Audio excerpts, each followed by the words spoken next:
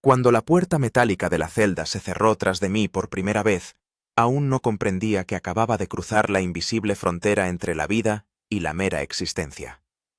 En El Delfín Negro, una colonia penitenciaria de régimen especial para condenados a cadena perpetua, el tiempo deja de ser una secuencia de días y noches. Se transforma en una masa gris e infinita, donde cada minuto se estira hasta el límite de la percepción humana. Me llamo Alexei Nikitin. Tengo 36 años y debía pasar 12 de ellos entre rejas por un doble homicidio que no cometí. Pero cuando intenté probar mi inocencia, el sistema me respondió con una nueva condena. Cadena perpetua en la prisión más temida de Rusia. La razón oficial. Agresión a un investigador. La verdadera. Sabía demasiado sobre esquemas de corrupción en los que estaba involucrado un alto funcionario. Necesitaban enterrarme vivo, y El Delfín Negro era perfecto para ese propósito.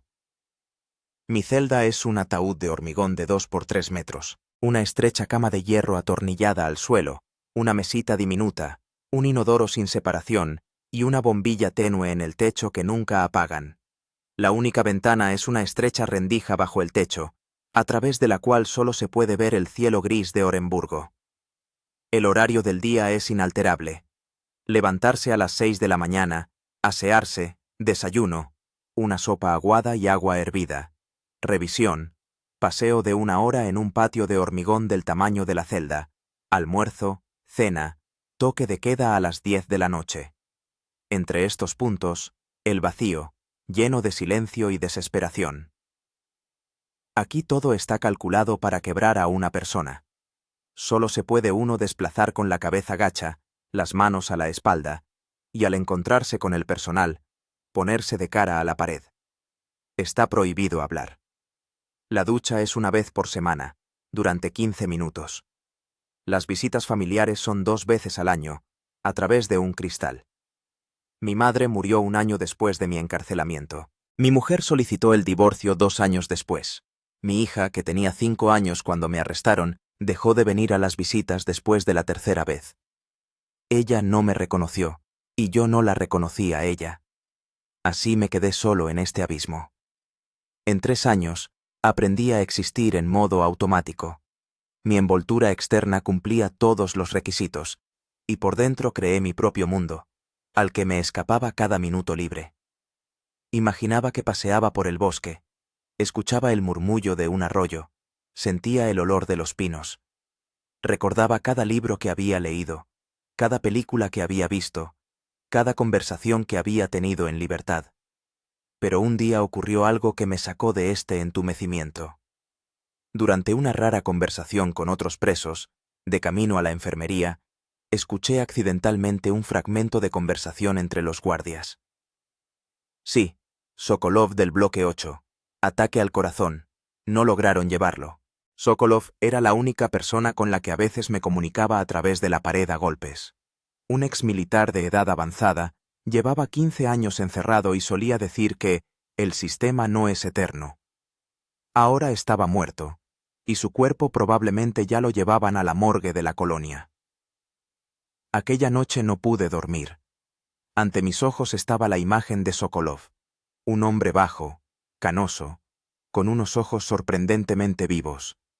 Y comprendí que el mismo destino me esperaba a mí. Morir aquí, en este saco de hormigón, olvidado por todos. Y entonces, por primera vez, pensé en fugarme. La idea surgió de repente, como una revelación. Si para el sistema un preso muerto es solo un cuerpo que hay que eliminar, entonces la muerte podría ser mi único camino a la libertad. Empecé a observar. En 3 años ya conocía bien la rutina de El Delfín Negro, pero ahora la miraba con otros ojos. Los ojos de un hombre que busca una grieta en el mecanismo perfecto. Lo primero que averigüé fue el procedimiento de manipulación de los cuerpos de los presos fallecidos. No fue fácil, pero me ayudó mi trabajo en la biblioteca de la prisión, a donde me destinaron por buen comportamiento. 1 vez a la semana clasificaba libros y revistas bajo la supervisión de un guardia. Allí a veces podía intercambiar unas palabras con otros presos de diferentes bloques. De Gennady, un ex enfermero que cumplía condena por homicidio involuntario, supe que los cuerpos de los fallecidos primero los llevaban a la morgue de la colonia para la autopsia. Después, si los familiares no reclamaban el cuerpo, algo que rara vez ocurre, lo enterraban en una parcela especial del cementerio cercano a la colonia. Todo el procedimiento lo controlaba personal médico y 2 guardias. ¿Pero cómo vas a morir?, preguntó Gennady cuando entendió a dónde quería llegar. Aquí ni siquiera hay dónde colgarse. No voy a morir de verdad, respondí en voz baja. Solo necesito fingirlo. Gennady negó con la cabeza. Comprueban el pulso, la respiración. Hacen la autopsia, al fin y al cabo. ¿Y si una persona está en un estado parecido a la muerte?, insistí. ¿Sueño letárgico? Gennady sonrió con ironía. Eso solo pasa en los libros, pero yo ya me había aferrado a esa idea. En la biblioteca encontré una enciclopedia médica y empecé a estudiar todo lo relacionado con los estados parecidos a la muerte. Coma, catalepsia, hipotermia profunda. Aprendí sobre las técnicas de respiración de los yogis, capaces de ralentizar el ritmo cardíaco al mínimo.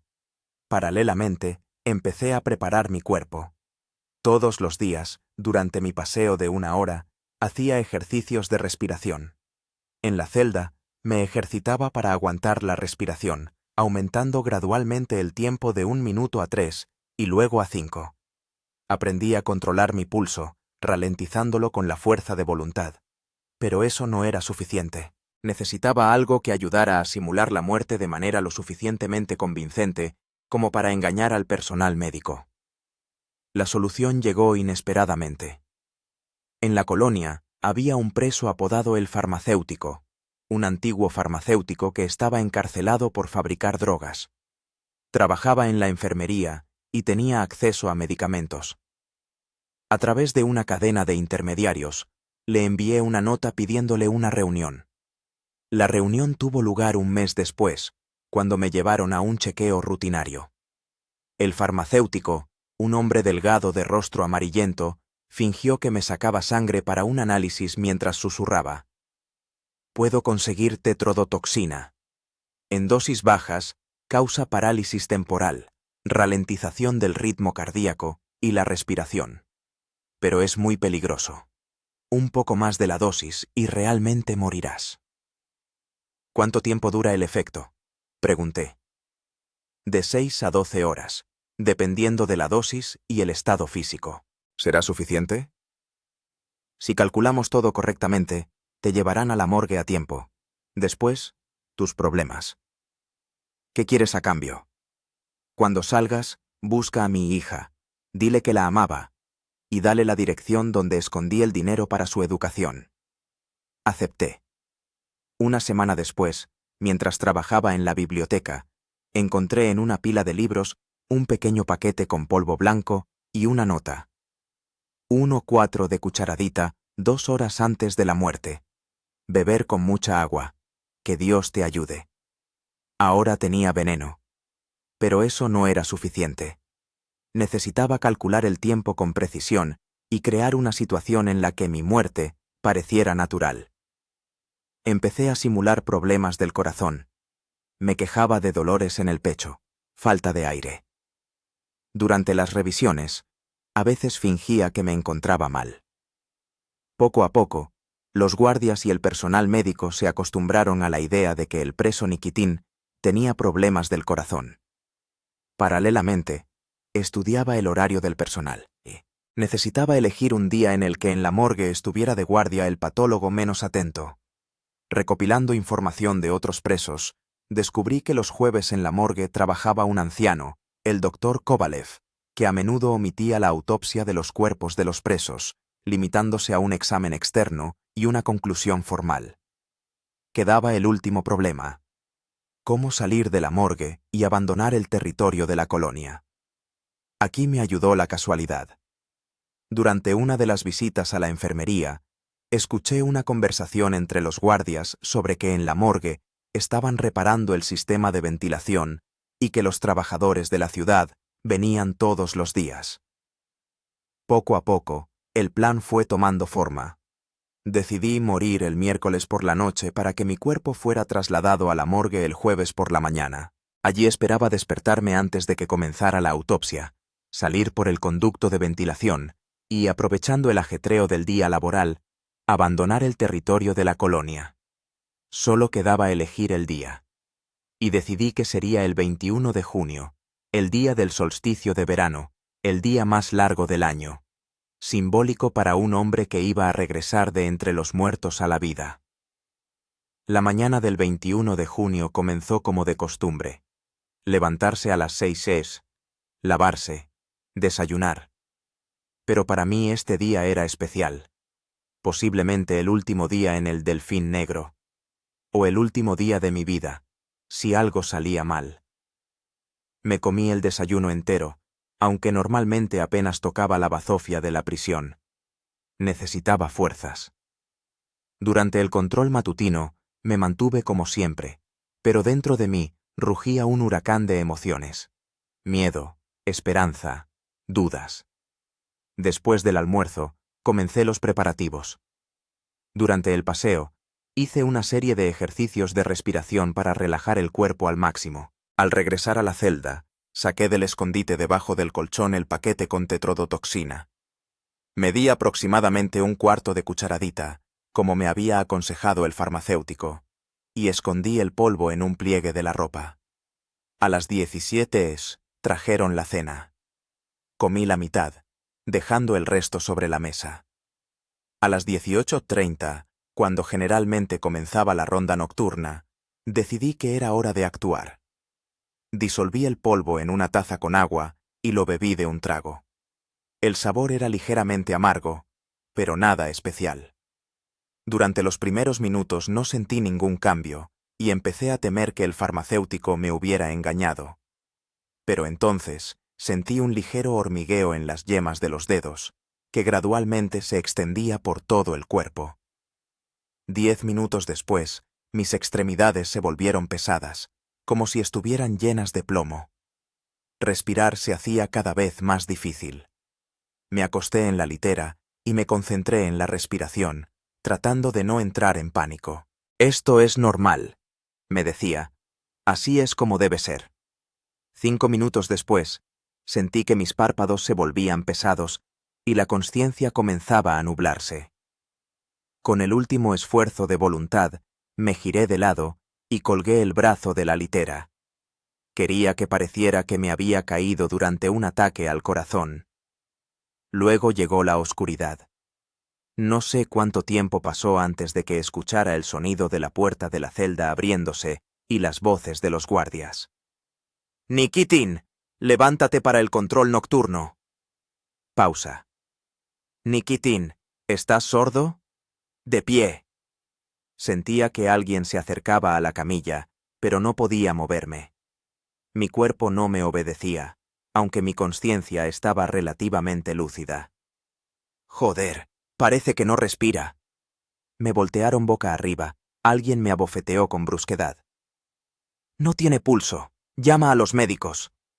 Los siguientes minutos se fundieron en un caos de sonidos y sensaciones. Sentí que me llevaban en una camilla, oí el traqueteo de pasos y órdenes cortantes. Luego, una inyección de adrenalina directamente en el corazón. El dolor fue tan agudo que casi grito, pero mi cuerpo permaneció inmóvil. No reacciona. Continuamos la reanimación. Alguien me estaba dando masaje cardíaco. Cada presión resonaba con dolor en mi pecho. Sentí que me sujetaban la nariz y me insuflaban aire en los pulmones. Hora de la muerte. 19:12. Finalmente dijo una voz cansada. Causa preliminar. Insuficiencia cardíaca aguda. Preparen los documentos para la morgue. Me envolvieron en una sábana y me pusieron en una camilla. Oí a alguien dictando datos para el protocolo. Nikitin, Alexei Sergeyevich, nacido en 1988, artículo 105, parte 2, cadena perpetua. La camilla rodó por el pasillo. Intentaba concentrarme en los sonidos para entender a dónde me llevaban. el estrépito de puertas metálicas, el eco de pasos en un pasillo vacío, el chirrido de las ruedas de la camilla. Entonces, el aire fresco me golpeó la cara. Me habían sacado a la calle. Oí el sonido de las puertas de un vehículo abriéndose y sentí que me subían. «A la morgue», dijo alguien. «Ya se encargarán por la mañana». Las puertas se cerraron de golpe y el coche arrancó. Yacía en completa oscuridad, envuelto en una sábana, incapaz de moverme, con el corazón latiendo con fuerza. El plan había funcionado. Estaba oficialmente muerto y saliendo del territorio del Delfín Negro. El viaje duró unos 15 minutos. Durante todo ese tiempo luché contra el pánico, recordándome que el efecto de la toxina debía estar disminuyendo gradualmente. El coche se detuvo, las puertas se abrieron y me volvieron a pasar a una camilla. «¿Dónde lo ponemos?», preguntó una voz desconocida. «En el refrigerador hasta la mañana. Kovalev hará la autopsia mañana». Sentí que me llevaban por un pasillo, luego hubo un estrépito metálico y me deslizaron a un estante. El frío penetró instantáneamente la fina sábana. «Otro cardíaco del Delfín», dijo alguien. «El tercero en un mes». «Nada sorprendente, con las condiciones que tienen», respondió otra voz. «Vale, vamos, cierro esto». La puerta de la cámara frigorífica se cerró y me quedé solo en absoluto silencio y oscuridad. El frío era tan intenso que empecé a temer que me congelaría hasta la muerte antes de poder moverme. Pero poco a poco empecé a sentir un hormigueo en las puntas de los dedos. La primera señal de que el efecto de la toxina estaba disminuyendo. No sé cuánto tiempo pasé en esa caja de metal, quizás 1 hora, quizás 3. Pero gradualmente empecé a sentir mi cuerpo. Primero los dedos, luego las manos y los pies. Finalmente, pude respirar hondo y moverme lentamente. Los movimientos eran difíciles.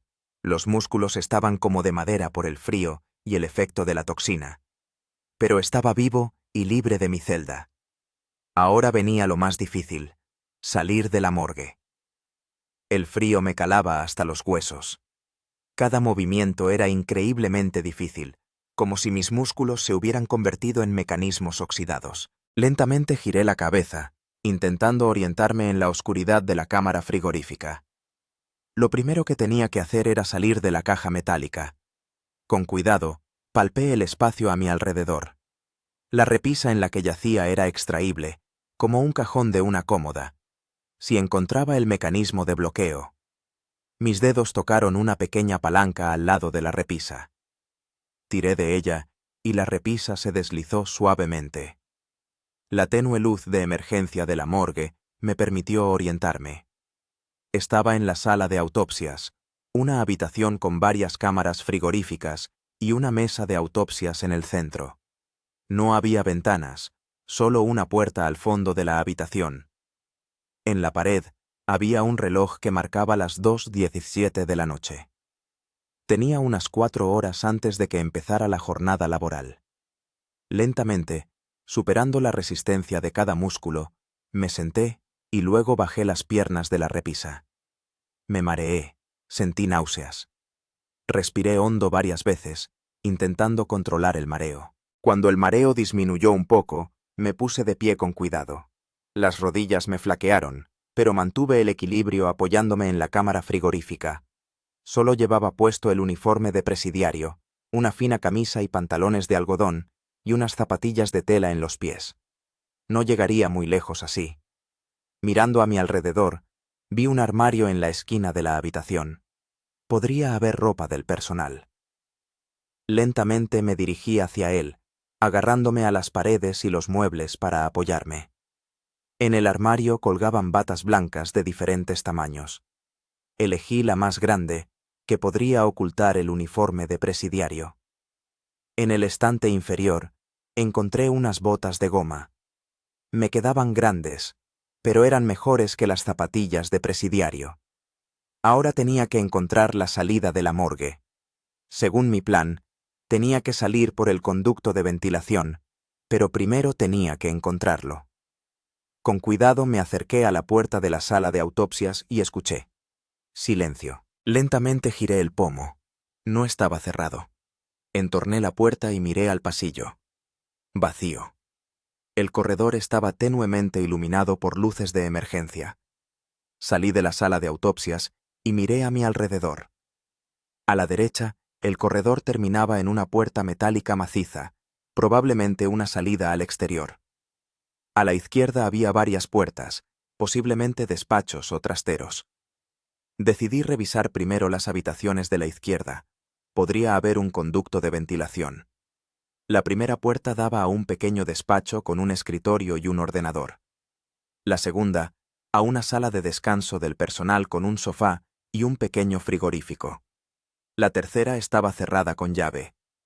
Volví a la sala de descanso y examiné el techo. En una esquina vi una rejilla de ventilación de aproximadamente 50 por 50 centímetros. Era mi oportunidad. Empujé el escritorio hacia la pared, coloqué una silla encima y me subí. La rejilla estaba atornillada con 4 tornillos. Busqué a mi alrededor algo que pudiera servir como destornillador y vi un manojo de llaves sobre el escritorio. Una de ellas tenía un extremo plano que podría servir. Desatornillar los tornillos llevó un tiempo agónico. Mis manos seguían sin responderme bien, los dedos resbalaban, la llave se cayó varias veces. Pero finalmente, el último tornillo cedió, y quité la rejilla. El conducto de ventilación era estrecho, pero podía pasar a duras penas. Reuniendo todas mis fuerzas, me levanté y me arrastré dentro. El metal estaba frío, y tenía que moverme lentamente para no hacer ruido. No sabía con certeza a dónde llevaba el conducto, pero esperaba que saliera al exterior. Era difícil arrastrarse. Los codos y las rodillas pronto empezaron a doler por el contacto con el metal duro. Varias veces me detuve para recuperar el aliento. Después de varias curvas, vi una luz tenue delante. Al acercarme, descubrí otra rejilla a través de la cual se veía el patio interior de la morgue. A la luz de las farolas, distinguí una valla de unos 3 metros de altura con alambre de espino en la parte superior. La rejilla estaba atornillada desde el exterior y no podía quitarla. Tuve que usar la fuerza. Apoyé los pies en las paredes del conducto y empecé a presionar la rejilla con las manos. Después de varios intentos, las sujeciones no resistieron y la rejilla cayó con estrépito al exterior. Me quedé paralizado, escuchando. ¿Había guardias cerca? Pero el patio permanecía vacío y silencioso. Con cuidado salí del conducto y salté al suelo. La caída desde una altura de unos 2 metros se sintió como un golpe en todo el cuerpo. Me quedé tendido en el suelo, intentando respirar y recuperar mis fuerzas. El patio interior era pequeño, con el edificio de la morgue a un lado y la valla al otro. Entre ellos, varios contenedores de basura y un viejo camión oxidado, probablemente utilizado para transportar cadáveres. Me acerqué a la valla y evalué mis posibilidades. Escalarla en mi estado era prácticamente imposible. Pero cerca de la valla crecía un viejo álamo, una de cuyas ramas sobresalía por encima de la valla. Reuniendo mis últimas fuerzas, empecé a trepar al árbol. Cada movimiento me dolía en los músculos, pero seguí subiendo. Al llegar a la rama correcta, me arrastré lentamente por ella, intentando no mirar hacia abajo. La rama crujía amenazadoramente bajo mi peso. Cuando estuve sobre la valla, me di cuenta de que tendría que saltar desde una altura de al menos 4 metros. Era peligroso, pero no había otra salida. Respiré hondo, me despedí mentalmente de mi vida anterior y solté las manos. La caída fue corta, pero dolorosa. Aterricé sobre las piernas medio flexionadas, rodé y me quedé tendido, intentando averiguar si me había roto algo. Parece que no sufrí heridas graves, aunque todo el cuerpo me ardía de dolor. Me puse de pie y miré a mi alrededor. Estaba en una calle desierta de la pequeña ciudad de Soliletsk, donde se encontraba el Delfín Negro. Eran alrededor de las 3 de la mañana y las calles estaban vacías. Tenía que salir de la ciudad lo antes posible. Sabía que en cuanto se descubriera mi desaparición, Empezaría la persecución. Y eso podría ocurrir en cualquier momento. Si un guardia miraba en la cámara frigorífica o si alguien veía la rejilla de ventilación rota. Me moví por la calle, tratando de mantenerme en la sombra. Mi plan era sencillo: llegar a la estación de tren y tomar el primer tren. La dirección no importaba. Lo importante era salir de esta ciudad. Pero hasta la estación había al menos 5 kilómetros, y yo estaba agotado y sin fuerzas. Cada paso era difícil, pero seguí caminando, sabiendo que detenerme podría costarme la libertad. Después de caminar 1 kilómetro, oí el sonido de un coche que se acercaba. Me metí en el callejón más cercano y me escondí detrás de un contenedor de basura. Un coche de policía pasó lentamente, iluminando la calle con un faro. Mi corazón latía tan fuerte que parecía que se oía a una manzana de distancia. Cuando el coche de policía desapareció tras la esquina, continué mi camino, ahora moviéndome con aún más cuidado. La ciudad se despertaba gradualmente. En algunas ventanas ya había luces encendidas, y en las calles aparecían esporádicamente madrugadores. Intenté parecer un transeúnte normal, pero me di cuenta de que con mis botas de goma grandes y mi bata médica llamaba la atención. Necesitaba encontrar otra ropa. Al pasar por delante de un edificio de apartamentos, vi una cuerda con ropa secándose en el patio. Miré rápidamente a mi alrededor y, asegurándome de que nadie me veía, salté la valla baja y quité de la cuerda unos vaqueros y una sudadera. Eran pequeños, pero mejores que una bata. Después de cambiarme en un lugar apartado, tiré la bata a un contenedor de basura y seguí mi camino hacia la estación. Tuve que dejar las botas, no había otra opción de calzado. Cuando finalmente llegué a la estación de tren, eran alrededor de las 5 de la mañana. El cielo comenzaba a clarear y la gente se reunía en el andén, esperando los trenes matutinos. Revisé el horario. El tren más cercano salía a las 5:42 hacia Oremburgo. No tenía dinero para el billete, pero sabía que tenía que subir a ese tren. Me mezclé con la multitud de pasajeros, tratando de mantenerme cerca de las familias con niños para no llamar la atención. Cuando llegó el tren, esperé a que la mayoría de los pasajeros subieran y me colé discretamente en el último vagón, aprovechando un momento de distracción de la revisora. Encontré un asiento libre al final del vagón y me senté, subiéndome la capucha de la sudadera. El corazón me latía con fuerza, pero intentaba parecer tranquilo. El tren se puso en marcha, ganando velocidad gradualmente. Los suburbios de Soliletsk pasaban rápidamente por la ventana, seguidos de campos y bosques. Miré la ciudad que se alejaba y no podía creer que esto estuviera sucediendo de verdad. Era libre. Pero también era un preso fugitivo, y me esperaba un largo camino y muchos peligros. El tren traqueteaba rítmicamente sobre las vías, alejándome cada vez más del delfín negro. Estaba sentado, pegado a la ventana, mirando los campos y bosques que pasaban. Cada kilómetro entre yo y la prisión era una pequeña victoria, pero entendía que las verdaderas pruebas no habían hecho más que comenzar. La revisora ya había pasado 2 veces por el vagón, revisando los billetes. Ambas veces había logrado escabullirme al vestíbulo o al baño. Pero eso no podía durar para siempre. Todavía faltaba más de 1 hora para llegar a Oremburgo. A la tercera no tuve suerte. No pude escabullirme, y la revisora, una mujer de mediana edad, corpulenta y con cara de cansancio, se detuvo a mi lado. «Su billete, por favor», dijo, extendiendo la mano. «Yo... lo olvidé en otra chaqueta», murmuré, evitando mirarla a los ojos. «¿Apellido?», preguntó, abriendo el registro. Le di el primer apellido que me vino a la mente. La revisora hojeó el registro y negó con la cabeza.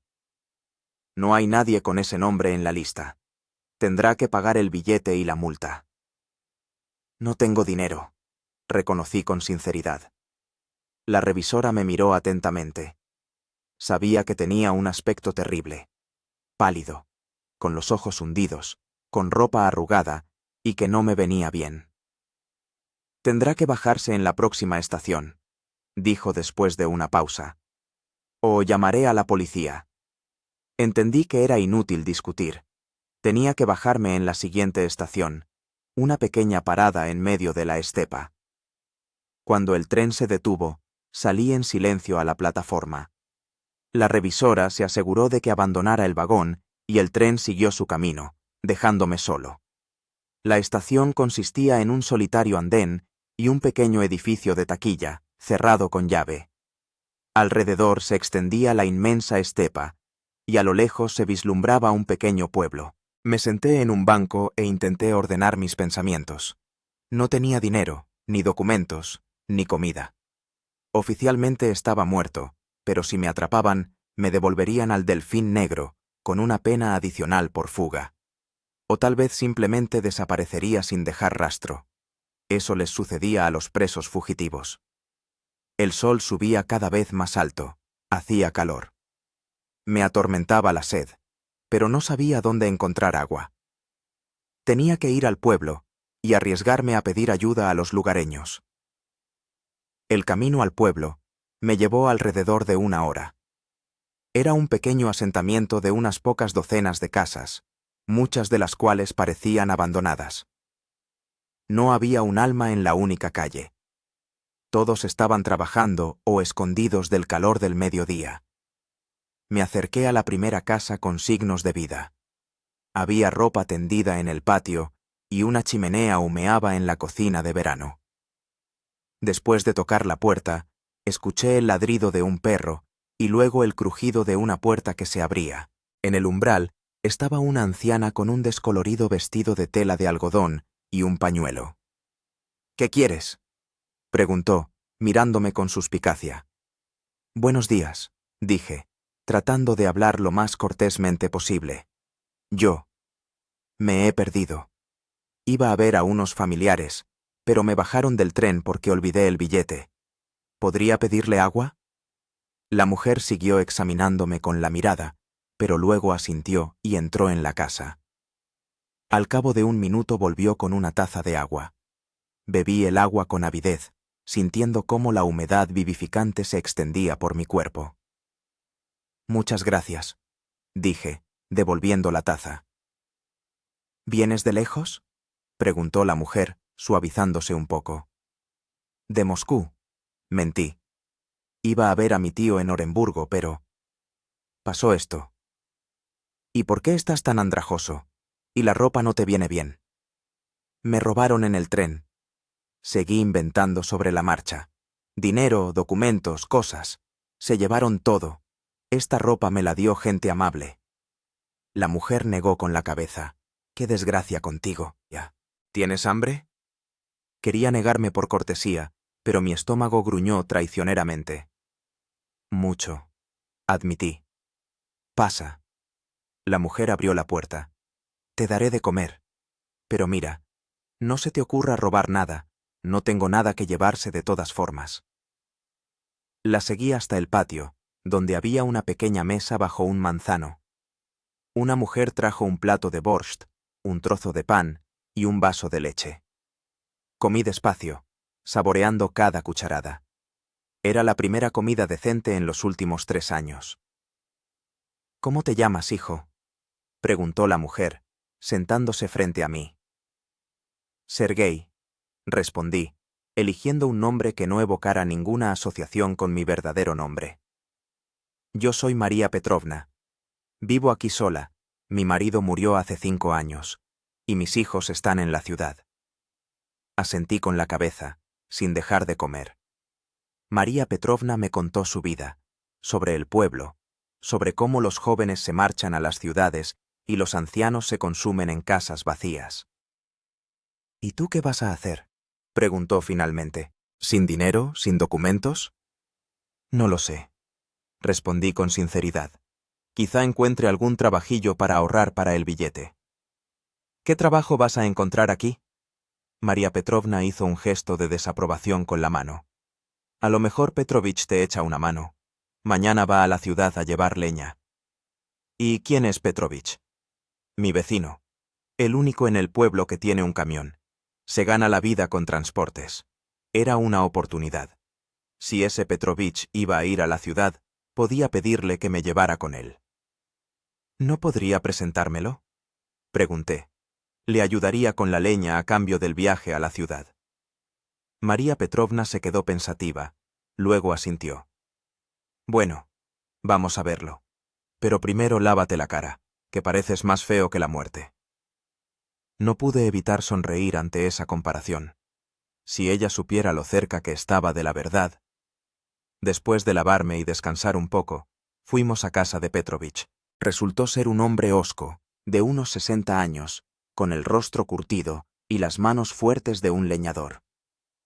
«Buenas, Petrovich», saludó María Petrovna. «Mira, te traigo un ayudante. El chico está en apuros, le han robado y necesita ir a la ciudad. Dice que te ayudará con la leña a cambio del viaje». Petrovich me echó una mirada evaluadora. «No parece muy fuerte. ¿Podrás con ello?» «Sí, podré», respondí con seguridad, aunque dudaba de mis fuerzas después de todo lo que había pasado. «Bueno, ven mañana a las 5 de la mañana. Iremos al bosque, cortaremos leña y luego la llevaremos a la ciudad. Pero ten en cuenta que el trabajo es duro». Asentí con la cabeza, agradecido por esta oportunidad. María Petrovna me ofreció pasar la noche en el cobertizo. Tenía miedo de meter a un desconocido en casa. Acepté agradecido. Por la noche, acostado en el heno y mirando las estrellas a través de las rendijas del techo, pensaba en mi situación. Era libre, pero esa libertad era frágil y peligrosa. Un paso en falso, un encuentro con la policía, y todo se acabaría. Pero estaba dispuesto a arriesgarme. Después de 3 años en el Delfín Negro, incluso una libertad tan incierta me parecía el paraíso. Por la mañana me desperté antes del amanecer. María Petrovna me dio unos zapatos viejos de su difunto marido. Eran grandes, pero con 2 pares de calcetines me quedaban bien. También me preparó un atillo con comida. «Que te vaya bien, Sergei», me dijo al despedirse. «Cuídate». Le di las gracias y me dirigí a casa de Petrovich. Ya me estaba esperando junto a su viejo camión Gaz. «Sube», gruñó, señalando el asiento del copiloto. Salimos del pueblo cuando los primeros rayos de sol comenzaban a teñir el horizonte. Petrovich guardó silencio, mirando fijamente la carretera, y yo agradecí ese silencio. 1 hora después llegamos al bosque. Petrovich apagó el motor y sacó 2 hachas de la cabina. «Mira, la cosa va así», dijo, tendiéndome una de las hachas. «Cortamos leña seca. Yo te indico, tú cortas. Luego la cargamos en el camión. A mediodía deberíamos terminar». Asentí con la cabeza y tomé el hacha. Era pesada, y mis débiles manos apenas podían sostenerla. El trabajo resultó agotador. Mi cuerpo, debilitado por años de encierro y recientes pruebas, se cansó rápidamente. Pero seguí cortando, sabiendo que era mi única oportunidad de llegar a la ciudad. Al mediodía habíamos cortado suficiente leña para llenar la caja del camión. Mis manos estaban cubiertas de ampollas, la espalda me dolía, pero sentía una extraña satisfacción por el trabajo físico al aire libre. «No está mal para ser un urbanita», comentó Petrovich cuando cargamos los últimos leños. «Y ahora, a la ciudad». Volvimos a subir a la cabina y nos pusimos en marcha. Sentía como cada músculo de mi cuerpo protestaba ante el menor movimiento, pero trataba de no mostrar el dolor. «¿Dónde quieres que te deje en la ciudad?», preguntó Petrovich después de un largo silencio. «En la estación de tren, si es posible», respondí. «¿Y luego qué?». Me encogí de hombros. «Intentaré encontrar trabajo. Quizá consiga ganar dinero para un billete a Moscú». Petrovich resopló. «¿Sin documentos?». «A lo sumo, como mozo de carga en el mercado, e incluso eso de manera ilegal». Tenía razón. Sin documentos, mis posibilidades eran muy limitadas. «Tengo un sobrino que vive en Oremburgo», dijo Petrovich inesperadamente. «Trabaja como jefe de obra en la construcción. Quizá te contrate como peón, Pagan en efectivo, no piden documentos. Lo miré sorprendido. ¿Me ayudaría con eso? ¿Por qué no? Petrovich se encogió de hombros. Eres trabajador, aunque débil. Y Volodia siempre necesita gente. No sabía qué decir. Este hombre hosco, que apenas me conocía, me ofrecía una ayuda que podía cambiar mi destino. Gracias. Finalmente articulé. Estaría muy agradecido. No cantes victoria antes de tiempo, cortó Petrovich. Aún no se sabe si te contratará o no.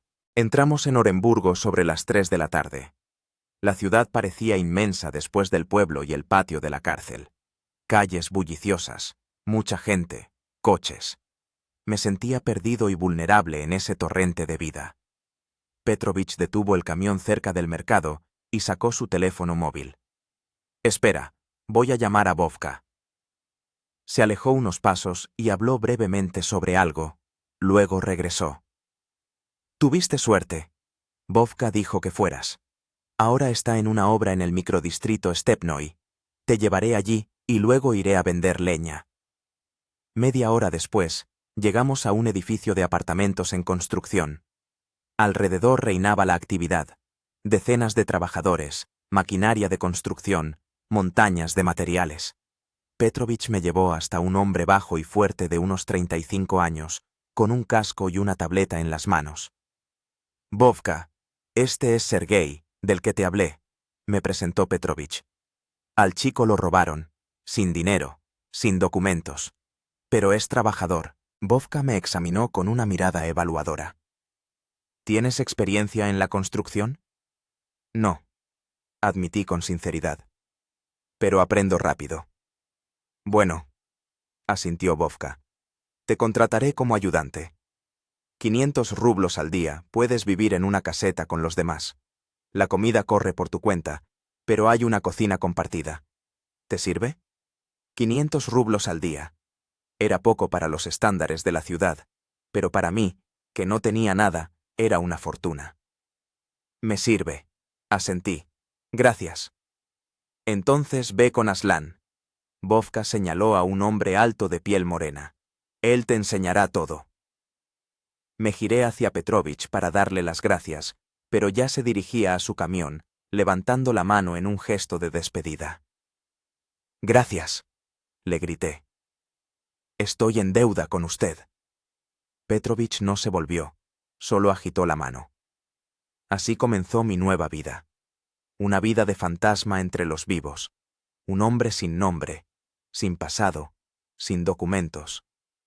Estaba muerto para el Estado, para el sistema, para todos los que me conocían antes, pero estaba vivo y libre. Y eso era lo principal. Habían pasado 3 meses desde mi fuga. El otoño de Oremburgo teñía la ciudad de tonos dorados y carmesíes, y yo poco a poco me iba acostumbrando a mi nueva vida y a mi nuevo nombre. Ahora era Sergei Petrov, un trabajador de la construcción sin rostro, uno de los muchos inmigrantes que se ganaban la vida con trabajos físicos pesados. Vivía en una caseta de obra con otros 3 trabajadores, 2 uzbecos y un moldavo. No les interesaba mucho mi pasado, y yo no les hacía preguntas sobre sus vidas. Tal regla tácita existía entre aquellos que trabajaban de manera informal. El trabajo era duro. Cargaba ladrillos, mezclaba mortero, ayudaba con la carga y descarga de materiales. Pero esa dureza era agradable, llenaba mi vida de sentido y me ayudaba a recuperar la forma física. En 3 meses me había fortalecido, había ganado peso, mis manos estaban cubiertas de callos y mi piel se había bronceado bajo el sol de verano. Vovka, el sobrino de Petrovich, resultó ser un jefe justo. No hacía preguntas innecesarias y pagaba a tiempo. Con el tiempo, al notar mi inteligencia, empezó a encomendarme trabajos más responsables e incluso me subió un poco el sueldo. Intentaba pasar desapercibido, evitaba los lugares donde podía haber cámaras de vigilancia, nunca miraba a los ojos a las patrullas policiales. Me dejé crecer la barba, lo que cambió significativamente mi apariencia. Por las noches rara vez salía a la ciudad, prefiriendo quedarme en la caseta o en el recinto de la obra. En 3 meses había logrado ahorrar unos 30.000 rublos. Los guardaba cosidos en el forro de la chaqueta que había comprado en el mercado. Ese dinero era mi billete para una nueva vida. Planeaba irme de Oremburgo, tal vez al lejano Oriente o a Siberia, donde es más fácil perderse y empezar de cero. Pero el destino dispuso otra cosa. Ese día estaba trabajando en el último piso del edificio en construcción, ayudando a instalar marcos de ventanas. Era la hora del almuerzo, y la mayoría de los trabajadores habían bajado a comer a las casetas. Yo me había quedado para terminar con la última ventana. Después de fijar el marco, me enderecé y miré hacia abajo a la obra. Y entonces lo vi. Un hombre de paisano que le mostraba algo en una tableta a Vovka. Incluso desde esa distancia reconocí a ese hombre. Era Karimov, el investigador que llevaba mi caso. El mismo cuyos testimonios me enviaron a El Delfín Negro. El corazón se me heló y luego latió con doble fuerza. ¿Qué hace aquí? ¿Me está buscando? ¿Pero cómo pudo saber dónde estoy? Me alejé rápidamente de la ventana y me pegué a la pared, tratando de calmar mi respiración. Tal vez sea una coincidencia. Tal vez esté aquí por otro caso. Pero la intuición gritaba peligro. Volví a asomarme con cuidado. Karimov y Vovka estaban hablando sobre algo. Luego Vovka asintió y llevó al investigador hacia las casetas. Se dirigían directamente a donde yo vivía. Había que actuar de inmediato. Bajé rápidamente por la escalera de construcción al piso de abajo, luego otro piso abajo, tratando de moverme en silencio. En el segundo piso me encontré con Aslan. «Sergei, ¿por qué estás tan pálido?», preguntó. «Aslan, necesito irme urgentemente», dije, tratando de hablar con calma. «¿Puedes decirle a Vovka que tuve que irme por asuntos familiares? Y que estoy muy agradecido por el trabajo». Aslan frunció el ceño. «¿Qué pasó?». «Solo créeme, es muy importante». Le apreté el hombro. «Y también, si alguien pregunta por mí, especialmente gente de traje, diles que me fui hace mucho tiempo, hace un mes». Aslan me miró atentamente, luego asintió lentamente. «Está bien, se lo diré». «Pero, ¿estás bien?». «Sí, todo está bien». Intenté sonreír. «Simplemente necesito irme». Bajé rápidamente al primer piso y me escabullí por la salida lateral, tratando de mantenerme alejado de las casetas. Luego me alejé a paso rápido de la obra, sin mirar atrás. Solo después de alejarme varias manzanas, me permití detenerme y recuperar el aliento. ¿Qué hacer ahora? Mis pocas pertenencias se quedaron en la caseta, pero regresar era demasiado arriesgado. Decidí dirigirme a la estación de tren. Necesitaba salir de la ciudad lo antes posible, pero primero necesitaba cambiar mi apariencia. En la tienda más cercana compré una gorra y unas gafas de sol baratas.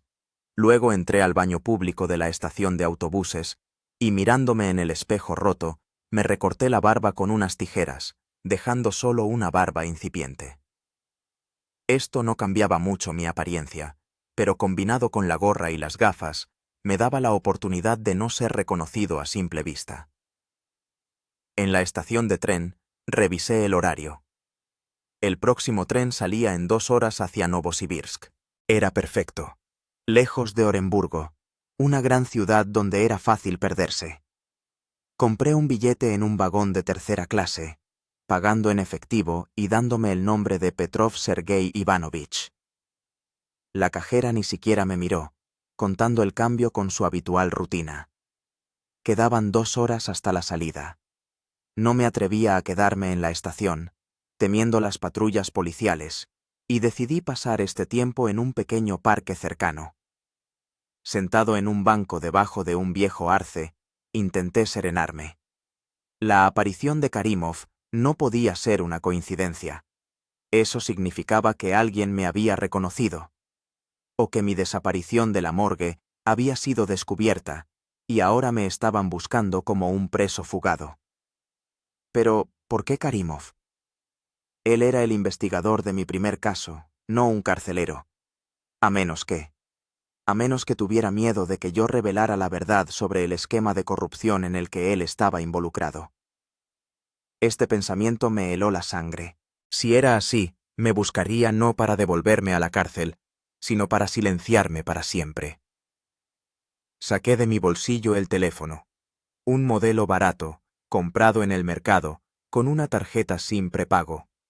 Marqué el número de Aslan, el único contacto guardado en la memoria. ¿Hola? Respondió después del tercer tono.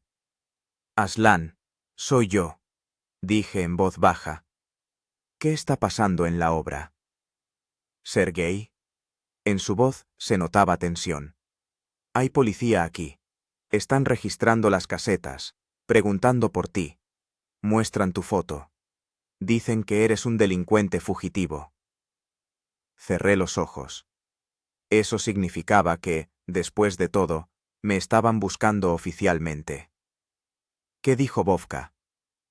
Dijo que renunciaste hace una semana y que no sabe a dónde fuiste. Pero se llevaron tus cosas de la caseta. Gracias, Aslan. Perdón por meterte en esto. ¿De verdad eres un delincuente? Preguntó después de una pausa. No sabía qué responder. Técnicamente sí. Era un preso fugado, pero no había cometido el crimen por el que me habían condenado. No, Aslan. Soy inocente, pero el sistema piensa diferente. Entiendo, dijo en voz baja. Cuídate, hermano. Tú también, respondí y colgué. Desmonté el teléfono, saqué la tarjeta SIM y la rompí en pequeños pedazos, que tiré a una papelera. Tiré el aparato a otra papelera a una manzana de distancia. Quedaba 1 hora para la salida del tren. Decidí regresar a la estación, pero acercarme al andén justo antes de abordar, para minimizar el tiempo que pasaba a la vista. Caminaba por las calles de Oremburgo, la ciudad que durante 3 meses se había convertido en mi hogar, y sentía una extraña mezcla de arrepentimiento y alivio. Aquí había comenzado una nueva vida. Aquí por primera vez después de muchos años me había sentido un hombre libre. Pero ahora tenía que huir de nuevo. Cuando me acercaba a la estación, vi un coche de policía en la entrada principal. 2 policías estaban parados en las puertas, mirando atentamente a los pasajeros que entraban. Giré hacia una calle lateral, decidiendo entrar por otro lado. Pero también allí había una patrulla policial. Claramente estaban buscando a alguien, y no dudaba de que ese alguien era yo. El tiempo se agotaba. Quedaban menos de 30 minutos para la salida del tren, y todavía no podía entrar a la estación. Necesitaba encontrar otra forma. Recordé que cerca de la estación había un patio de mercancías, donde descargaban vagones de carga. Tal vez desde allí podría colarme desapercibido a los andenes. Rodeé la estación describiendo un amplio arco y me acerqué al patio de mercancías por la parte trasera. La valla era alta, pero en un lugar había un agujero, cubierto con un trozo de chapa. Miré a mi alrededor y, asegurándome de que nadie me veía, aparté la chapa y me colé adentro. El patio de mercancías estaba lleno de contenedores y cajas. Varios trabajadores descargaban un vagón de carga, pero no me prestaron atención, asumiendo que era uno de ellos. Me movía a lo largo de la pared, tratando de mantenerme en la sombra. A lo lejos se vislumbraban los andenes de pasajeros. Faltaban 15 minutos para mi tren. Ya casi había llegado a los andenes cuando escuché un grito. Tú! ¡Para! Me di la vuelta y vi a un guardia de seguridad que se dirigía hacia mí a paso ligero. ¿Qué haces aquí? Esta es una zona restringida. Estaba pensando febrilmente qué decir, pero entonces noté detrás del guardia a 2 policías que entraban en la zona de carga. Uno de ellos sostenía una hoja de papel, probablemente mi fotografía. No podía demorarme. Salí corriendo hacia los andenes, escuchando los gritos del guardia y los policías a mis espaldas. La gente en el andén se giraba con sorpresa al ver a un hombre corriendo, perseguido por la policía. Mi tren ya estaba en el andén y los pasajeros subían a los vagones. Corrí hacia el andén, esquivando a la gente, y me metí en el primer vagón que vi, sin mirar el número. ¡Alto! ¡Policía!, gritaban a mi espalda. Corrí por el vestíbulo y llegué al vagón restaurante. Algunos de los primeros clientes me miraron con sorpresa. Atravesé rápidamente todo el vagón y salí al siguiente vestíbulo. 2 policías ya me estaban persiguiendo. Oía su respiración agitada y el ruido de sus pisadas. El siguiente era un vagón de clase turista, lleno de pasajeros que estaban colocando sus cosas.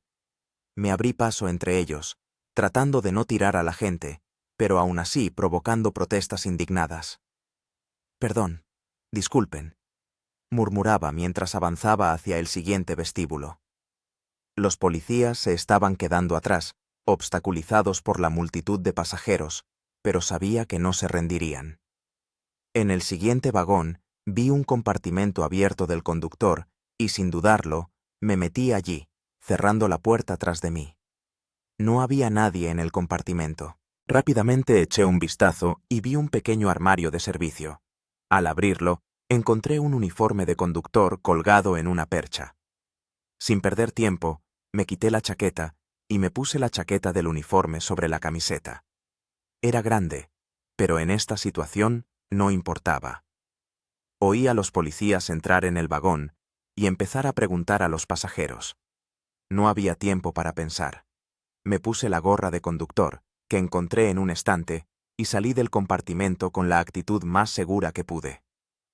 «¿Qué está pasando?», le pregunté al policía, tratando de hablar con autoridad y confianza. «Estamos buscando a un fugitivo», respondió, sin siquiera mirarme. «¿Han visto a un hombre corriendo por los vagones?». «Sí, acaba de correr hacia la cola del tren», señalé en dirección opuesta a la que había venido. El policía asintió, y él y su compañero se dirigieron rápidamente en la dirección indicada.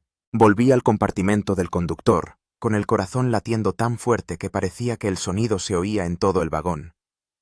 Un minuto después, sonó un silbato y el tren comenzó a moverse lentamente.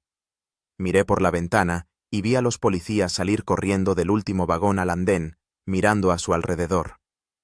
El tren iba ganando velocidad, dejándolos atrás. Me senté en el asiento plegable del compartimento del conductor y me tapé la cara con las manos. Estaba huyendo de nuevo. Pero esta vez sabía que me estaban buscando y sabía quiénes eran. Y este conocimiento hacía que mi situación fuera aún más peligrosa. El ruido de las ruedas se hizo rítmico, relajante. El tren se dirigía hacia el este, alejándome de Oremburgo, de mis perseguidores, de mi vida anterior. Pero entendía que esto era solo una salvación temporal. Todavía estaba sentado en el compartimento del conductor cuando la puerta se abrió de repente. En el umbral estaba una joven con el uniforme, la verdadera conductora. «¿Quién es usted?», preguntó, mirándome con sorpresa. Me di cuenta de que me veía ridículo con el uniforme ajeno, que me quedaba grande. «Lo siento». Empecé a quitarme rápidamente la chaqueta del uniforme. Yo soy un pasajero. Necesitaba esconderme». «¿De quién?». El miedo apareció en sus ojos. «De gente que quiere matarme», respondí honestamente. «No soy un criminal, lo juro. Me han tendido una trampa». Me miraba con desconfianza, lista para gritar y pedir ayuda en cualquier momento.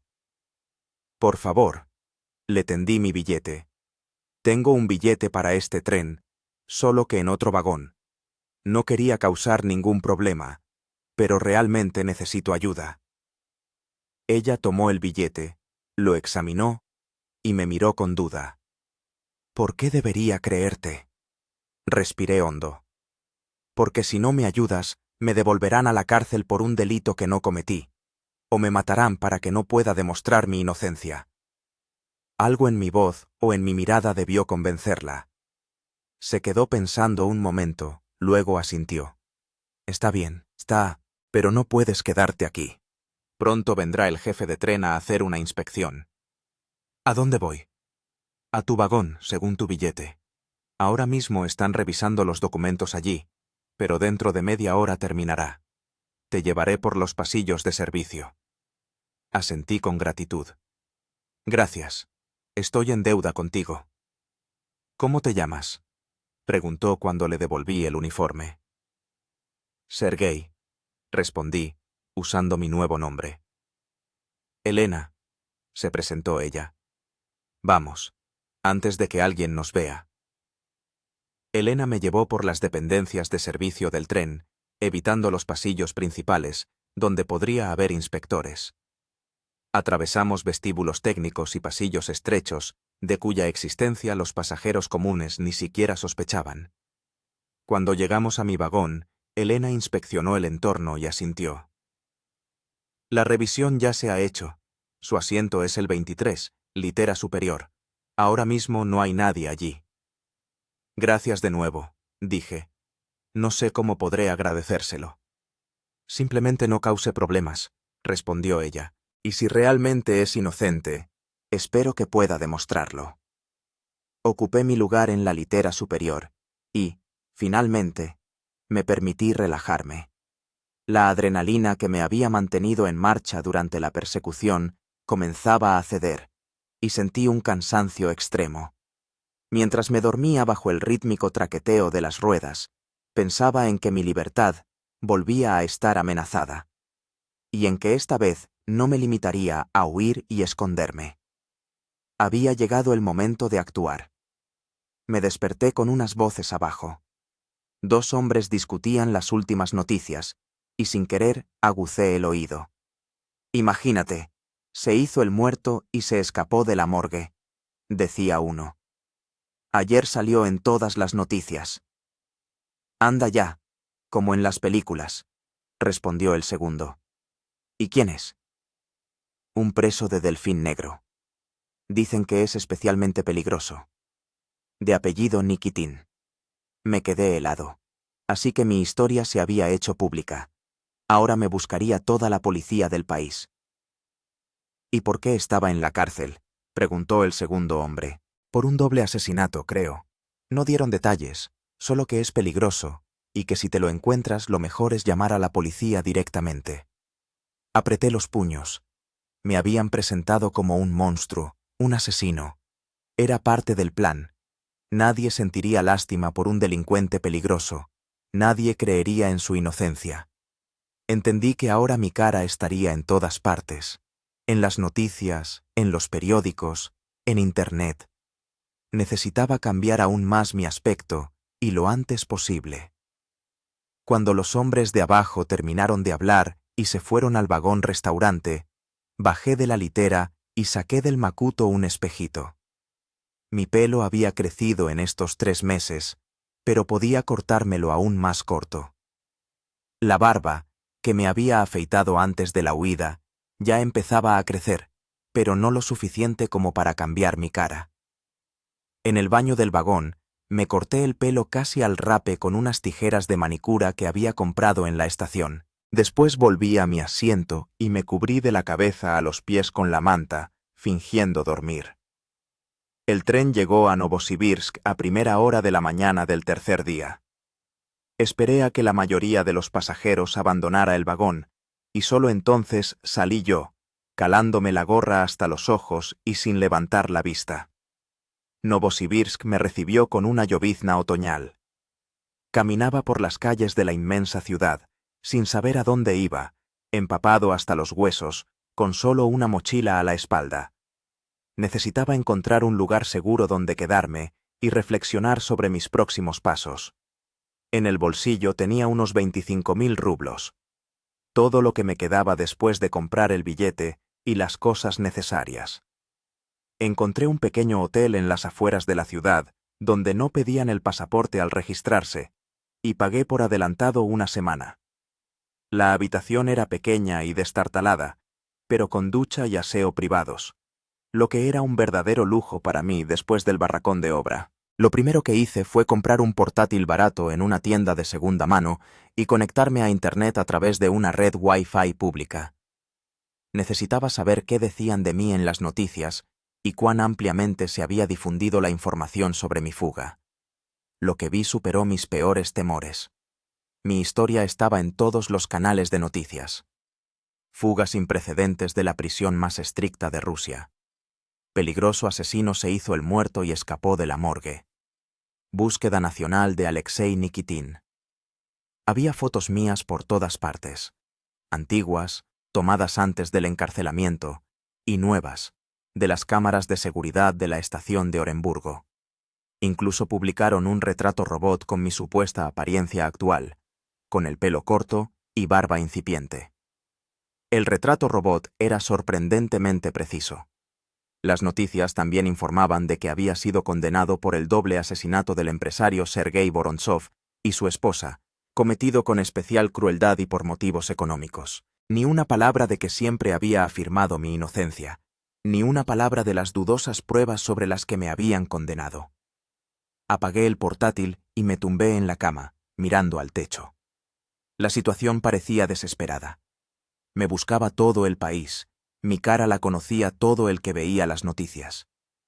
¿Cuánto tiempo podría esconderme? Pero entonces recordé por qué había empezado todo esto. Vorontsov, el empresario al que supuestamente había asesinado, era socio de Igor Lavrov, un alto funcionario del Ministerio de Finanzas.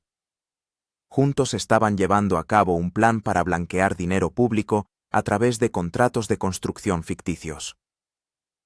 Yo trabajaba en una empresa constructora que formaba parte de este plan, y descubrí por casualidad documentos que probaban el fraude. Cuando intenté denunciarlo a la dirección, me despidieron. Y una semana después, Vorontsov y su esposa fueron encontrados muertos en su casa de campo, y todas las pruebas apuntaban a mí. El investigador Karimov llevó el caso de forma que el tribunal no tuviera ninguna duda sobre mi culpabilidad. Todos mis coartadas habían sido destruidas, los testigos intimidados, las pruebas de mi inocencia extraviadas. Pero me quedaba un as bajo la manga que nadie conocía. Antes de que me arrestaran, hice copias de documentos que probaban una trama de corrupción y los escondí. Estos documentos no solo podían demostrar mi inocencia, sino también enviar tras las rejas a los verdaderos criminales, Lavrov y Karimov. El problema era que los documentos estaban en Moscú, escondidos en un lugar que solo yo conocía, y yo estaba en Novosibirsk, a miles de kilómetros, siendo buscado por toda la policía del país. Pero entendía que no había otra salida. Tenía que volver a Moscú y encontrar esos documentos. Era la única manera de demostrar mi inocencia y detener la persecución. Pero ¿cómo llegar a Moscú? Los trenes y los aviones estaban descartados. Allí revisaban los documentos y había demasiadas cámaras de vigilancia. Hacer autostop era demasiado arriesgado. Cualquier conductor podría reconocerme por las fotos de las noticias. Decidí comprar un coche de segunda mano. Con el dinero que me quedaba podía permitirme algo muy modesto, pero lo principal era un medio de transporte que me permitiera controlar la ruta y evitar los controles. Al día siguiente, me dirigí al mercado de coches de las afueras de la ciudad. Después de una larga búsqueda, encontré un viejo Shiguli, modelo 7 que vendía un hombre mayor. El coche estaba en un estado lamentable: óxido, tapicería desgastada, frenos chirriantes. Pero el motor funcionaba, y el precio era de solo 15.000 rublos. El vendedor no exigió documentos para la transferencia. Simplemente tomó el dinero, me dio las llaves y el permiso de circulación del coche a nombre de un tal Ivanov. Era perfecto para mí. El dinero restante fue suficiente para llenar el depósito de gasolina y algo de comida para el viaje. Entendía que el camino a Moscú llevaría varios días y que tendría que ser extremadamente cauteloso. Salí de Novosibirsk temprano por la mañana, eligiendo una ruta por carreteras secundarias, evitando las autopistas federales con sus puestos de control de tráfico y cámaras de vigilancia. Esto alargaba significativamente el camino, pero la seguridad era más importante que la velocidad. El primer día transcurrió sin incidentes. Recorrí unos 500 kilómetros, deteniéndome solo para repostar y descansar brevemente. Dormí en el coche, estacionado en las afueras de una pequeña ciudad. Al segundo día, continué el camino. El clima empeoró, empezó a nevar y llover, y la carretera se volvió resbaladiza. El viejo Shiguli apenas podía hacer frente a tales condiciones, pero seguí avanzando. Al caer la tarde, Vi en el espejo retrovisor un coche de policía que se acercaba a gran velocidad. El corazón se me heló. ¿Me habían descubierto? Me desvié por una carretera rural, con la esperanza de escapar de una posible persecución. El coche de policía pasó de largo por la carretera principal, sin prestarme atención. Solté un suspiro de alivio, pero entendí que tales situaciones se presentarían constantemente. Al tercer día de viaje, mi coche empezó a fallar. El motor funcionaba a trompicones, y se oía un extraño golpeteo debajo del capó. No era mecánico, pero entendía que no iba a llegar a Moscú con ese coche. Me detuve en una pequeña cafetería de carretera para comer algo y reflexionar sobre la situación.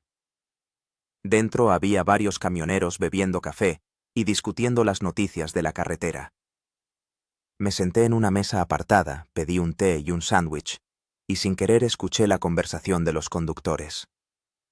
Así que en Chelyabinsk hay controles constantes, decía uno de ellos. Paran a todos los coches. ¿Por el preso fugado? Preguntó otro.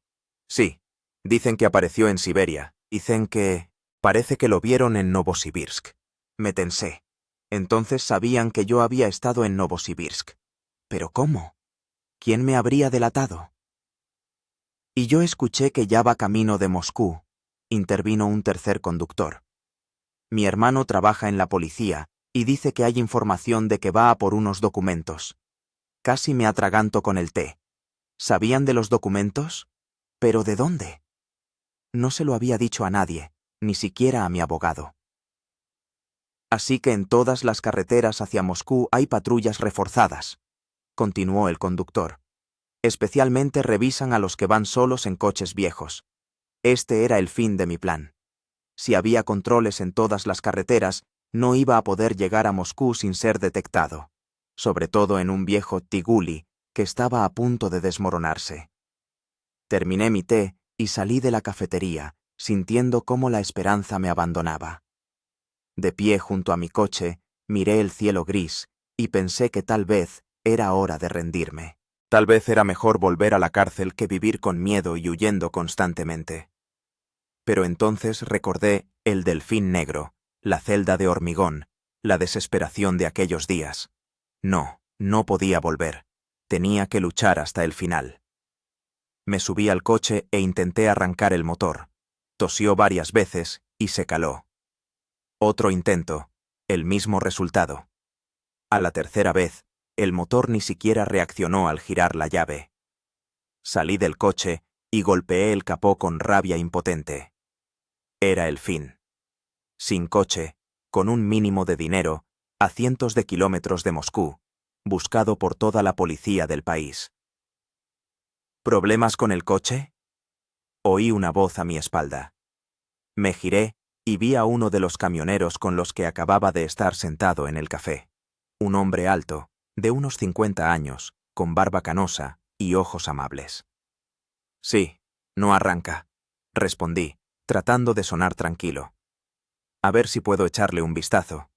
Me propuso, y sin esperar respuesta, abrió el capó. Durante unos minutos examinó el motor y luego sacudió la cabeza. Aquí hace falta una reparación a fondo. El alternador está muerto y la bomba pierde. ¿Tienes pensado ir lejos? A Moscú, respondí, decidiendo no mentir. ¿Qué más daba ahora? ¿En esa chatarra? El camionero sonrió con ironía. No llegarás. Sobre todo ahora, que están registrando en todos los puestos de control. Me tensé. ¿Acaso me había reconocido? Tú. No te asustes, dijo el camionero, notando mi reacción. No le diré nada a nadie. Yo también anduve al borde del abismo de joven, sé cómo es. ¿De qué está hablando? Intenté fingir que no entendía. Venga ya, chaval. Me puso una mano en el hombro. Te he visto en la tele. Alexei Nikitin, ¿verdad? El preso fugado de El Delfín Negro. No supe qué responder. No había a dónde huir, y tampoco tenía sentido. Sí, soy yo, finalmente admití. ¿Y ahora qué? ¿Llamará a la policía? ¿De verdad mataste a ese empresario y a su mujer? Preguntó el camionero, ignorando mi pregunta. No, respondí con firmeza. Me tendieron una trampa. Tengo pruebas. Están en Moscú. Por eso voy allí. El camionero me miró fijamente a los ojos, como intentando averiguar si decía la verdad. Luego asintió. Te creo. En las noticias decían que eres un criminal peligroso, pero yo me fío más de mis propios ojos. No pareces un asesino. No sabía qué decir. Aquel desconocido, sabiendo quién era, no solo no había llamado a la policía, sino que además creía en mi inocencia. Gracias. Fue lo único que pude articular. Voy a Moscú, dijo el camionero. Puedo llevarte. En el camión estás más seguro que en esa ruina. Pasamos los puestos de la policía de tráfico sin problemas. Tengo todos los documentos en regla y nadie mira en la cabina. No me lo podía creer. ¿Por qué me ayuda? Porque sé cómo el sistema puede destrozar a una persona, respondió. Mi hermano se pasó 5 años en la cárcel por algo que no hizo. Así que decide. ¿Te vienes conmigo o te quedas aquí con tu coche? Miré mi viejo Sigulí y luego al camionero, que me tendía la mano. Me llamo Mijail. Salimos en media hora. Le estreché la mano. Gracias, Mijail. No olvidaré tu ayuda. Así comenzó la última etapa de mi camino hacia Moscú, hacia los documentos que podían cambiar mi destino, hacia las pruebas capaces de devolverme la vida. Pero aún no sabía que la prueba más difícil me esperaba por delante. Moscú nos recibió con un amanecer gris y una llovizna persistente. El camión de Mijail entró en la ciudad por la autopista Yaroslavskoye, pasando varios puestos de la policía de tráfico sin detenerse. Yo estaba sentado, agachado, en la cabina, y con cada kilómetro mi corazón latía con más fuerza. Llevaba 3 años sin estar en Moscú. La ciudad había cambiado, nuevos edificios, cruces, vallas publicitarias, pero para mí seguía siendo el lugar donde había comenzado y debía terminar mi historia. ¿Dónde te dejo?, preguntó Mijail cuando pasábamos por la carretera de circunvalación MKAD. Lo pensé. Los documentos estaban escondidos en un edificio abandonado de una antigua imprenta en las afueras de Pechatniki. Había trabajado allí en la reconstrucción y conocía un escondite del que ni siquiera los obreros sospechaban. En Pechatniki, si es posible, respondí. Allí hay una zona industrial con edificios abandonados. Mijail asintió. Conozco ese sitio. A veces llevo allí papel para las imprentas. Se desvió de la carretera principal y circuló por calles secundarias, evitando las avenidas principales con sus cámaras de vigilancia. Escucha, Alexei, dijo Mijail tras un largo silencio. ¿Qué piensas hacer con esos documentos? ¿Vas a ir a la policía? Negué con la cabeza. No. La policía está controlada por la misma gente que me tendió la trampa. Quiero entregar los documentos a periodistas, quizás extranjeros, para que la historia se haga pública. Es arriesgado, observó Mijail, pero quizás sea la única forma. Detuvo el camión en una calle desierta cerca de la zona industrial. A partir de aquí, a pie. El camión llama demasiado la atención aquí. Asentí y le tendí la mano. Gracias por todo, Mijail.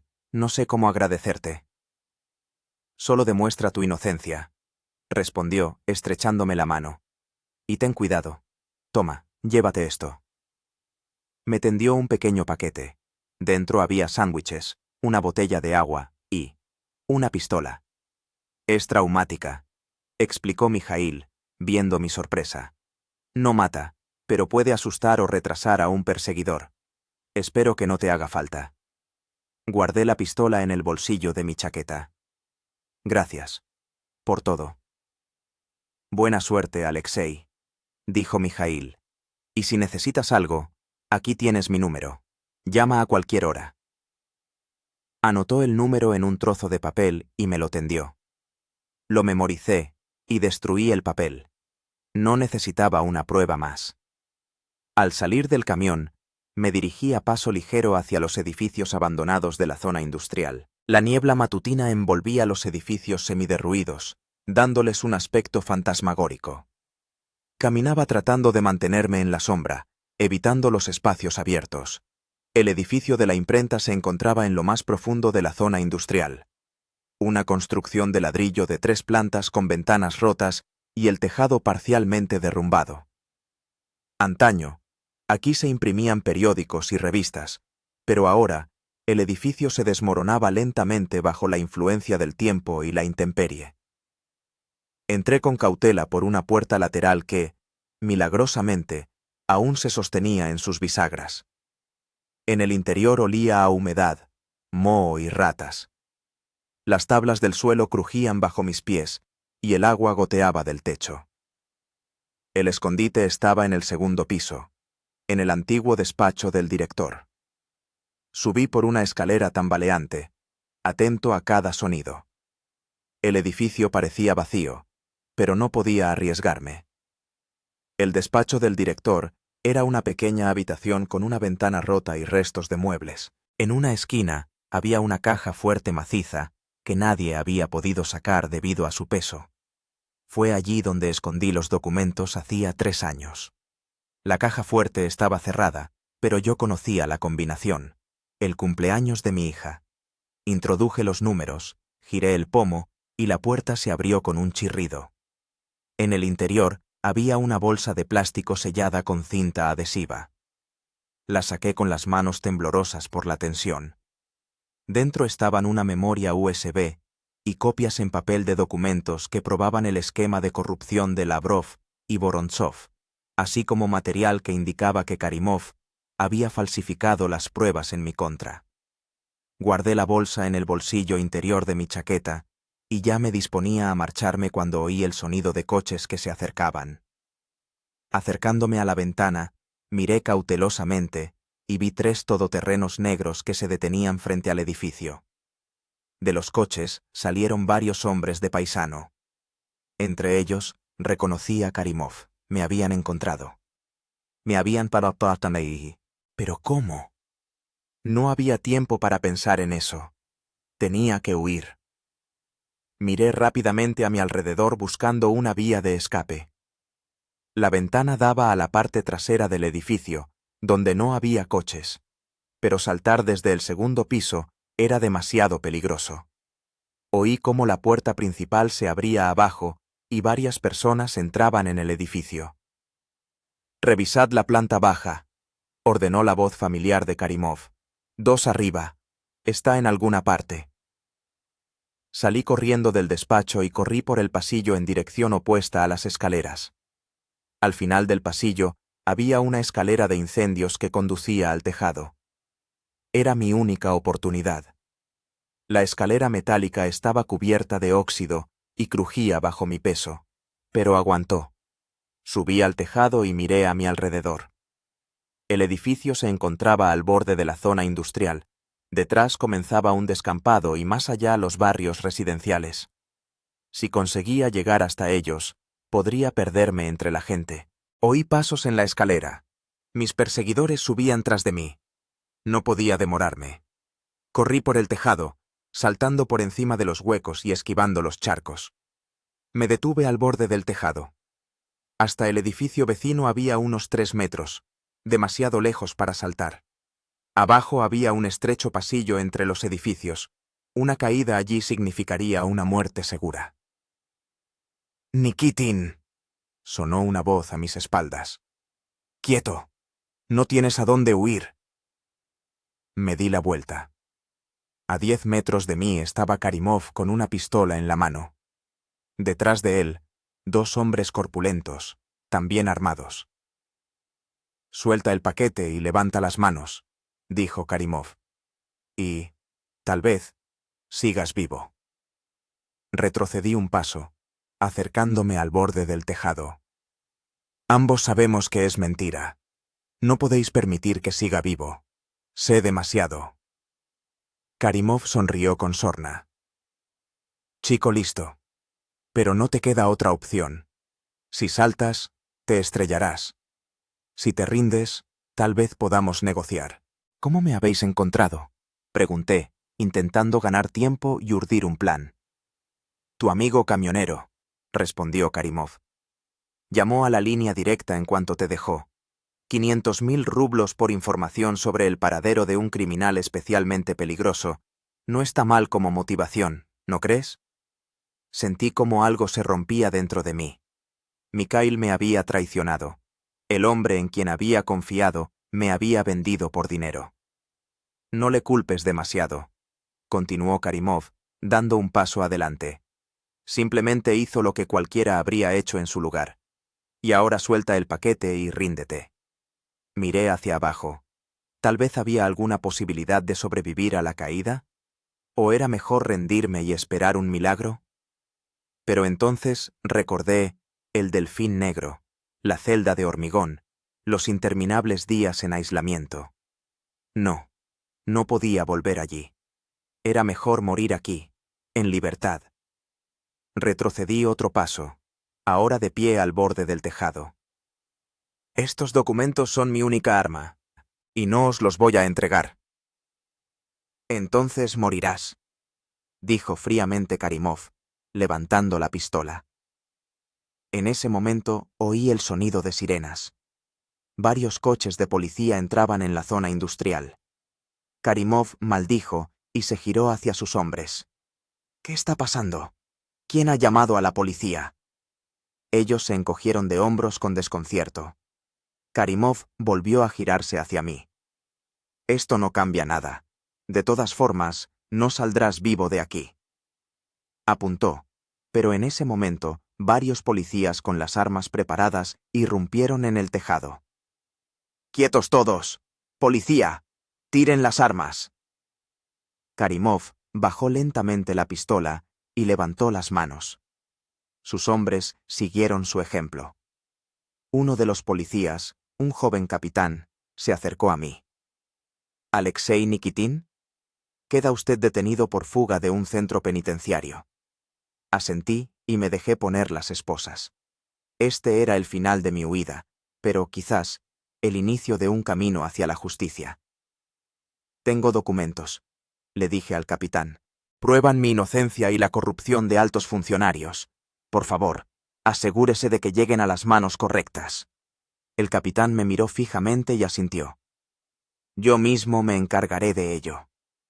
Cuando me sacaban del edificio, vi a Mikhail de pie junto a un coche de policía. Me miró y sonrió con culpabilidad. Fue entonces cuando lo entendí. No me había traicionado. Había llamado a la policía para salvarme de Karimov. Me metieron en el coche policial. El capitán se sentó a mi lado, sosteniendo un paquete con los documentos. Soy el capitán Sokolov, de Asuntos Internos. Llevamos mucho tiempo vigilando a Karimov y a Lavrov. Sus documentos podrían ser la prueba clave en nuestro caso. ¿Me ayudarán a demostrar mi inocencia? Pregunté, sin atreverme a tener esperanza. Si los documentos confirman su versión, sí, respondió Sokolov. Pero aún así tendrá que responder por la fuga. Asentí. Era justo. Había violado la ley al escapar de la prisión y debía pagar por ello. Pero lo principal era que tenía la oportunidad de demostrar que no era un asesino. El coche arrancó, llevándome hacia un futuro incierto. No sabía qué me esperaba. Una nueva condena o la absolución, la libertad o el encierro. Pero sabía una cosa. Mi historia aún no había terminado. Y, pasara lo que pasase con mi destino, ya no era un invisible. Había regresado del mundo de los muertos para luchar por la verdad. Y esa lucha solo estaba comenzando. Epílogo. El juicio duró casi un año. Los documentos que había guardado fueron la base de una investigación a gran escala sobre la trama de corrupción de Lavrov. Karimov llegó a un acuerdo con la fiscalía y testificó contra sus antiguos protectores. Me declararon inocente del asesinato de Vorontsov y su esposa. El verdadero asesino resultó ser un antiguo guardaespaldas de Lavrov, que actuaba por orden suya. Vorontsov quería salirse de la trama y amenazó con revelar todos los detalles, por lo que pagó con su vida. Por la fuga del centro penitenciario recibí 2 años de libertad condicional. El tribunal tuvo en cuenta las circunstancias excepcionales del caso y el hecho de que había colaborado en el esclarecimiento de delitos especialmente graves. Hoy soy un hombre libre. Vivo en una pequeña ciudad del sur de Rusia, trabajo en una empresa constructora y poco a poco estoy reconstruyendo mi vida. Mi hija, que ya tiene 11 años, ha empezado a venir a visitarme durante las vacaciones. No me recuerda de su primera infancia y estamos aprendiendo de nuevo a ser una familia. A veces, por las noches, sueño con el delfín negro. Paredes de hormigón, una bombilla tenue en el techo, silencio infinito.